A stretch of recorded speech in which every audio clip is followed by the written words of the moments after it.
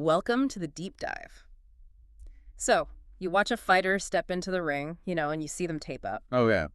And it is so easy to assume that a fist is just this, natural battering ram ready to go. Right. We look at a clenched fist and we just see a weapon. Exactly. But underneath the skin, a human hand is actually incredibly fragile under pressure. It really is. Yeah. Anatomically speaking, it's really not designed for high-impact collisions at all. No, definitely not. And we're looking at some insights today from a Nate Bauer fitness breakdown that dives into the literal mechanics of wrapping hands. Which is fascinating. Yeah, because it turns out wrapping isn't just about patting the knuckles for comfort.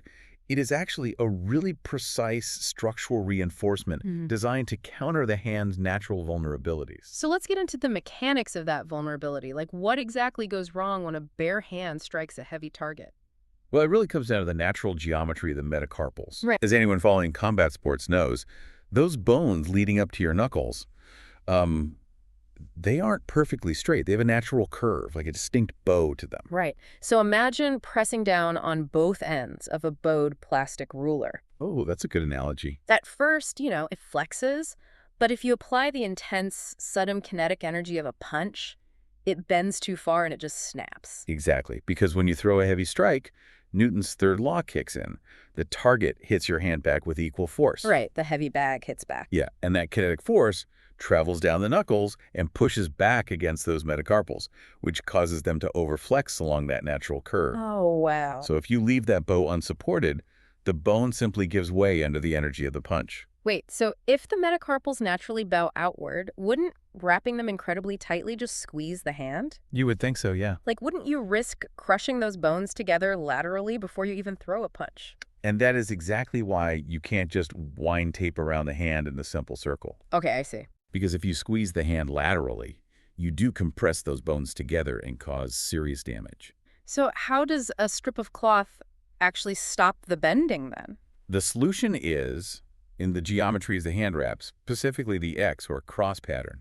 You essentially weave the wrap diagonally across the back of the hand. Oh, creating like a tension bridge across the center. A tension bridge, exactly. Yeah? It anchors the middle of those bowed metacarpals to the rigid base of the wrist. Oh, that makes so much sense. Yeah, so the wrap applies downward pressure against the arch, and that actively fights the exact outward flex that the punch forces into the bone. You're effectively putting a reverse brace on that plastic ruler. Precisely. And then you wrap straight across the top, over the knuckles, locking them tightly together. So instead of four independent, vulnerable bones taking an impact, the wrap acts like structural scaffolding. Yes. It binds them into a single cohesive unit.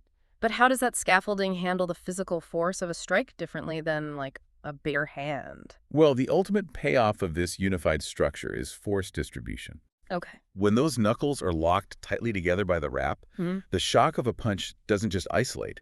It distributes evenly across all four knuckles. And travels safely down into that tension bridge we just talked about. Attack. Because without that binding, the mechanics of a strike would inevitably cause one knuckle to protrude slightly ahead of the others on impact, right? Right, yeah. And all that massive pressure would just isolate onto a single metacarpal. Ouch. Yeah, you drastically increase the risk of a severe break, what's often called a boxer's fracture, just because one bone is absorbing the entirety of the force instead of sharing it across a reinforced structure. Wow. So the hand wrap physically forces the anatomy to distribute the load safely down the kinetic chain. It really does. It completely changes how you view the prep before a fight. That strip of fabric is applied physics. It is, yeah. We take a fragile, bowed structure and use tension and geometry to completely alter its structural integrity. It's pretty amazing when you think about it. It really is. Which leaves you with an interesting question for your own training, really.